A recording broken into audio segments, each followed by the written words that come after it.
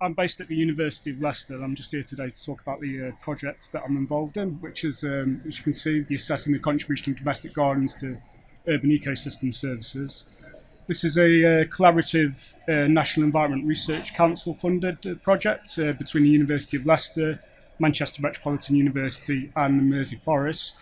As the project is based in the city of Manchester, we also have support from project partners, Redrose Forest, Southway Housing Trust, and of course the Manchester City Council.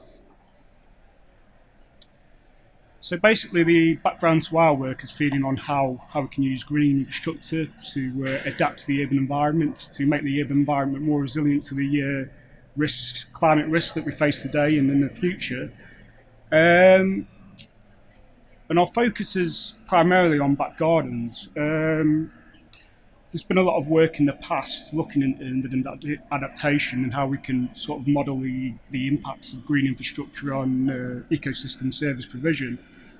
But we can say that kind of garden areas have been relatively ignored in previous research. And this is an issue because, as we can see on the map here, this is a map of wards in Manchester according to garden coverage.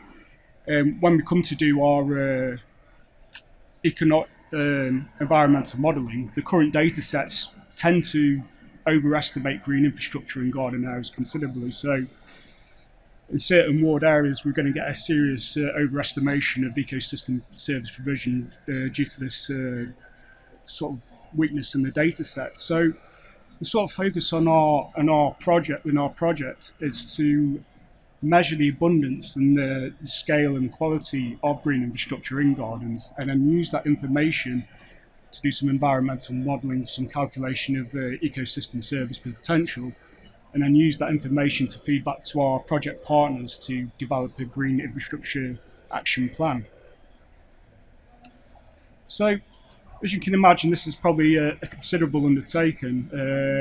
Manchester is obviously a relatively large urban area with over 150,000 individual garden parcels. The traditional way of doing this would be for a researcher like myself to go into a garden and physically map it in the traditional way. But obviously, as you can imagine, that's a time-consuming and expensive way of doing this. So what we've tried to do is get the local community and local residents involved in this process, and we've developed a online citizen science tool called My Backyard. And this was developed early in 2016 and was promoted through our partners' local networks, and some of the researchers used Facebook and Twitter and things like that. So we managed to garner over 1,000 survey responses from Manchester, which is a reasonable result. The kind of questions that we were asking were a lot of the social qualitative information that we're interested in about how people use the gardens, what kind of things they would like to improve about the gardens, how much money they spend on their gardens, the sort of biodiversity, number of plants, and that kind of information.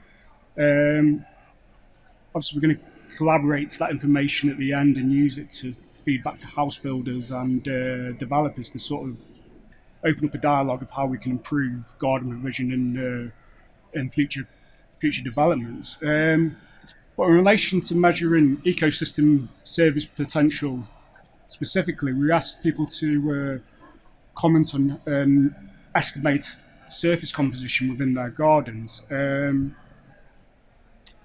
this information is obviously going to be used for some environmental modelling, but we can do some interpolation from these results for wider ward areas, and sort of getting some nice results already. But as you can imagine, the survey response is largely self-selecting from the social networks that we've gone through, and we expect people who are mainly interested in gardening, who probably have greener gardens than the average person to respond. So to sort of get a more wide-ranging measurement of green infrastructure in gardens for Manchester, we've used a high resolution imagery classification approach. And what we're doing is trying to extract garden surfaces for every single garden in Manchester using imagery that covers the whole of Manchester, obviously. So with the survey data, we can augment this broad definition of land cover to input into our environmental models and generate a garden surface database. And some of the environmental modelling we're doing is basically the application of green infrastructure for urban cooling during heatwave conditions, surface runoff attenuation, which is obviously, as you're probably well aware, has an impact on the flood risk assessments and so on and so forth, and particularly the assessment of the types of vegetation we're getting in gardens is going to be really useful for particulate reduction modelling, which we obviously need to know the types of leaves, the roughness of vegetation to get a measure of that. So once we've put all this information together, collated and done our modelling, we can then make maps and plans of where green infrastructure is in need in different areas of the city. And then we'll obviously use this information to feed back to our project partners. So this is an ongoing project at the moment. It was started in 2016. It's due to finish at the end of 2017, I think. So we're halfway through. My role on this project is to do the image analysis. So we're sort of working through that. So by the second half of the year, we hope to get back to Manchester City Council, and they're going to use this information to develop a green and blue infrastructure strategy plan. Southway Housing Trust are going to use this information to feed back to their residents about how they could potentially improve their green infrastructure in their gardens. And Red Rose Forest are going to use it as well. We hope the overall the project will get people in the community interested in how they can perhaps improve green space and the kind of effects that it will have on the local environment. So that's the major theme of why we're doing this. So